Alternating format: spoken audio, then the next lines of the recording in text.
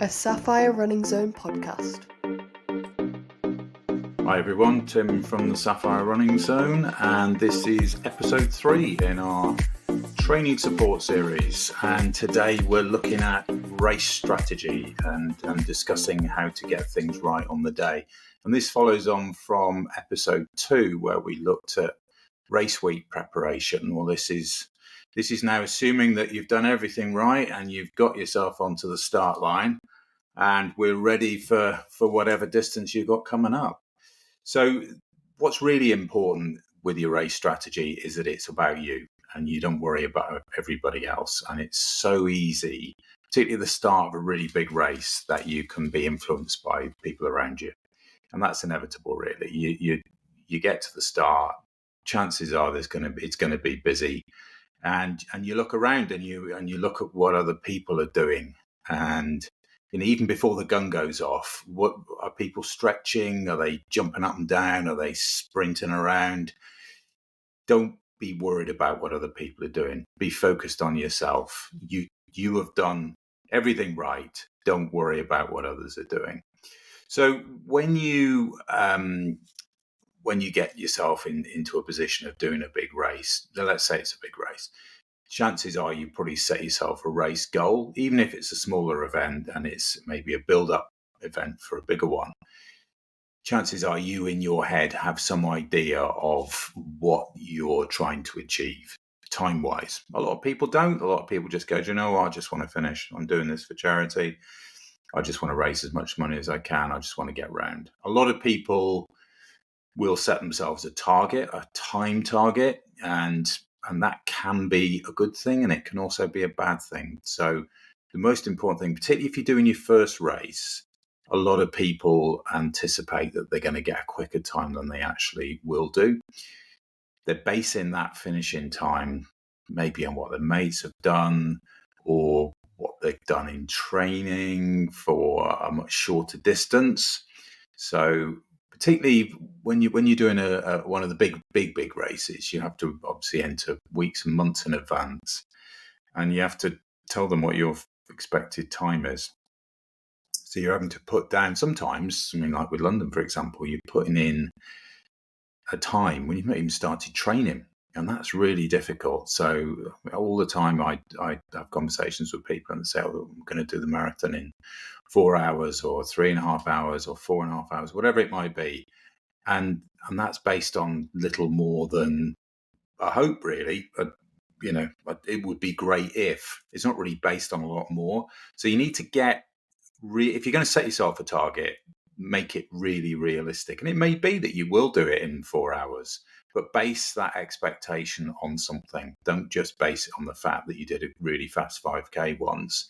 And if you multiply that by 8 and a bit times, that will be your time for the marathon. It won't be.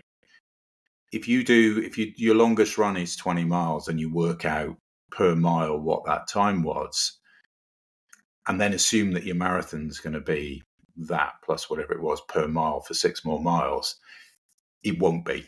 The last 6 miles of your marathon will be much, much slower than your first 20. Lots of reasons for that, but obviously you're going to be so tired, and if you haven't run any further than 20 before, it's going to happen. It's going to be very, very different. So just have a sensible expectation. A few years ago, I ran London, and I was training with a friend, and their absolute goal was 4 hours, and they ended up doing it in 4:02 or something like that, and they were devastated. Which to me doesn't make a massive amount of sense. They spent the last 5 or 6 miles of that race just weaving in and out of people, desperately trying to get under 4 hours. Why? 4:02 is a fantastic time. So, have a goal if you want a goal, but if you don't hit it, don't get upset that you don't hit it, is what I'm trying to say. 4:02 is a great time, and that person raised loads of money for charity, so everyone was a winner. But unfortunately, they didn't see it like that. They were just upset, which again is not what it's about. So what I've done here now is I've split the race into 4 different phases. Okay, so I've set the start, obviously, and then the early stages, the middle stages, and the last few miles. Okay, so 4 distinct areas. So let's look at the first one, the start. The bigger the race, the longer the start process takes. Generally speaking, the super big races will have a wave start situation where you go off at slightly different times. And this is why getting your expectations right is so important, because you don't want to be in the wrong start corral, as they call them, or pen. You want to be in the right one. And it's really hard, as I said, when you've got to give an expectation of your finish time so early on in the process. But you can go backwards generally if you think you got your time wrong. Difficult to go forwards. They won't allow you to go in a pen further up generally, but you can often go back. And that's what I would absolutely recommend that you do. If you put down that you're going to do it in 4.5 hours for a marathon, or 140 for a half or something, and you don't feel like you're actually going to achieve that, then aim to go in a pen further back. With a lot of the races, you can actually change your pen, probably up until about 3 or 4 weeks before the race. So just be thinking about that as well. Is it better to just go online and change your start time, your finish expectation, which will then allow them to put you in a different pen? So think carefully about that. You just don't want to be in a position where you are in a place with people that are going to run a very different time to you. When the gun goes off, you may well not start running straight away, as we talked about in the previous episode. But the further forward you are, chances are that you may well go off pretty much when the gun is fired. And you need to make sure that you're in with the right group of people. The last thing you want is for that gun to go, everyone goes sprinting off, and you go sprinting off with them when you're not ready to do that. And it's very easy at the start of a race to get caught up in the euphoria of it all, and the sheer energy that there is at the start of these big races. Well, any race, to be honest. So make sure that at the very start, you don't go off too quickly. Okay, don't just look at someone and think, right, I'm going to hang with them for the first mile or so because I reckon I'm fitter than they are. You might not be. So it's really, really important that you go at your own pace, because if you get that first couple of miles wrong, it's amazing the impact that can actually have on the whole of your race. So the next phase then is the early stages. And again, it's really, really important here that you settle into your own pace. Okay. You will have been waiting for this moment for quite some time, and it's so critical that you don't blow it by going off too quickly. So not only is the start a problem if you go off too quickly, but these first few miles can absolutely kill your race if you don't get it right. Particularly in a big one, you've got huge crowds, there's runners everywhere, there'll be people wanting to give you high fives, be music. It's just unbelievable atmosphere in these big events, and you want to enjoy it and be part of it, but you need to make sure you're doing that within your normal running pace. Okay, chances are you probably won't remember a lot of these early phases if you've not done a race before of this scale.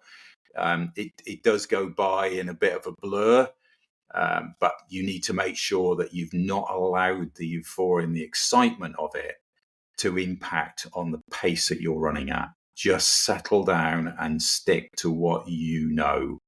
This is what you've done during your long runs. Stick to that pace. Do not go off too quickly. In the middle phases of the race, the middle stages, let's call it.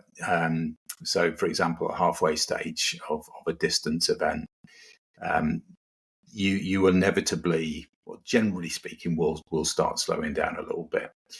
And it's, again, really important that this is when the mental phase of your long run training starts to kick in.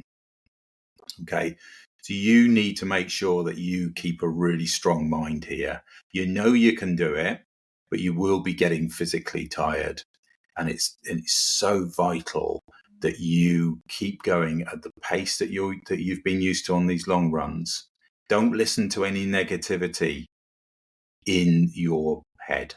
Okay, it's inevitable that there'll be part of you saying, "Oh, I can't. This is harder than I thought it was going to be. I can't do this." Don't listen to that negativity. It's a tough phase. This I'd say during the marathon, some of the marathons I've done in the past, there's been many occasions at the sort of 16 to 18, 19 mile mark where I've just thought, no, if I wasn't running for charity and raising money, I would just pack this up now.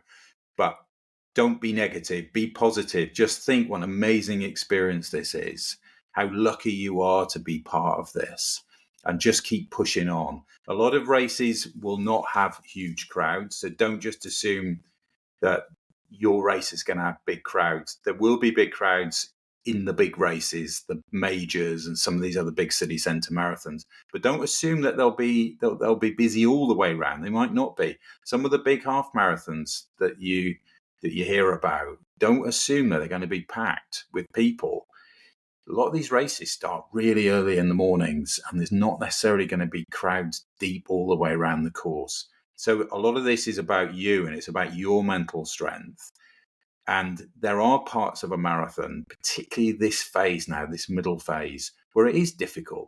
It is difficult. And this is where the importance of these long runs and following your training plan really kicks in. If you need to walk for a little bit, fine, then walk for a little bit. I often, when I've taken a break at a water station, I'll actually slow down at water station, drink the water properly, and then regard the next gap to the water station is my next target. So it might be that water at this point is every mile and a half. And I'll think, right, I've just got to focus on this next mile and a half. So break it down into phases. Don't be thinking, oh God, right, okay, I've done 15 miles. My next target is 20 miles. It isn't. Your next target is 16. Your next target is 17. Tick them off. Same with a 10K. Just break it down into the kilometers and just focus on each of them at a time. And you hear the expression, it's a marathon, not a sprint. It absolutely is. You just break it down into bits. Focus on your next interim goal, not the 26.2 finish point if you're doing a marathon. The last few miles obviously are just an amazing experience. Okay, so physically you'll probably be feeling a bit worse for wear. How many occasions in the past when I've done a marathon or a half marathon have I felt just a huge mix of emotions? It's incredible. You know you're going to be able to do it, but honestly, it just seems sometimes in a marathon, that last 6 miles, for example, can be just torturous. But you need to go into these events knowing that it is going to be tough. Even if you've done your long run of 20 miles, it will be tough. And this is why it's so important that you have mental strength. The crowd can make a massive difference if you're in a busy race. So let's talk about London Marathon. The last 6 miles of London Marathon is probably my favourite 6. Along the embankment, the crowds are incredible. You've got amazing charity cheer zones, some of the scenery along the river, and then you turn down, you've got Big Ben, House of Parliament, Birdcage Walk, Buckingham Palace. It's just amazing. And you find something, your body just seems to be able to do something extra. Doesn't matter how tired you might be at mile 23, you get to mile 25 and all of a sudden you seem to be able to find something extra. And that's what you've got to be thinking about all the time. You've got to be thinking mentally, you've got to be so strong, but you've also got to make sure that you've hydrated and you've taken your nutrition. Your race strategy doesn't just depend on your training. It absolutely depends on how well you have followed sort of nutrition protocols, if you like. So let's talk about those. So are you hydrating properly? Are you drinking properly? So as you know, there's water provided on the vast majority of courses, aside from the very, very small ones, and even those will probably have water. now and again on a very small local 5K, you'll find there'll be water somewhere. These big events particularly, they all have medical directors. They all know what they're doing. They all put water at locations where you need it. There may be occasions, if it's a really hot day, where there might not be enough water for everybody. And that's really rare, though. So generally speaking, you're going to be fine. So you don't need to take water with you, but you need to make sure that you are drinking it at every water station. Okay. So even at mile 1, mile 2, mile 3, where you don't think you need it, you need to make sure you take it. You really do. It's imperative.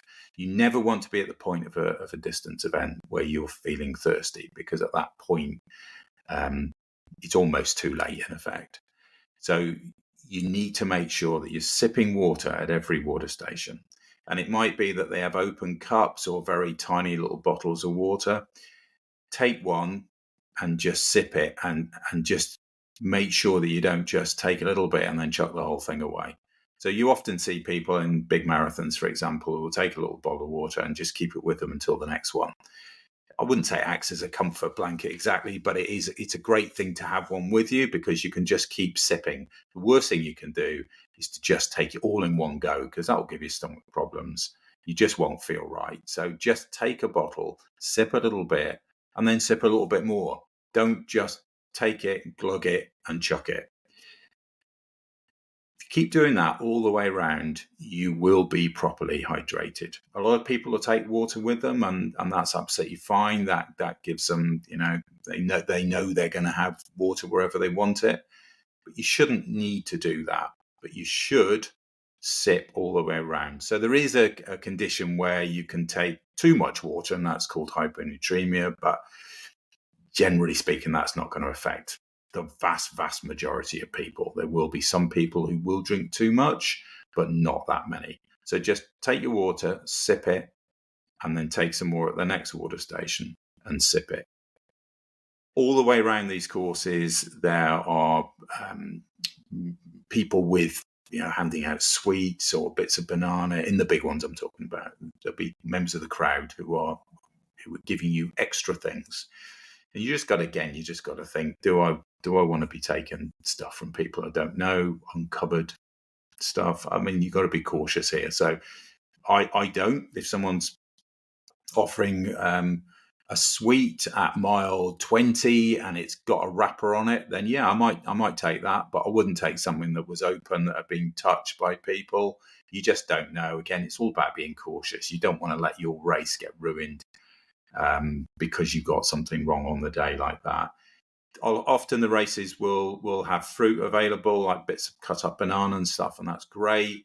And some of them will have the gels. And obviously, we'll keep talking in most of these podcasts about gels.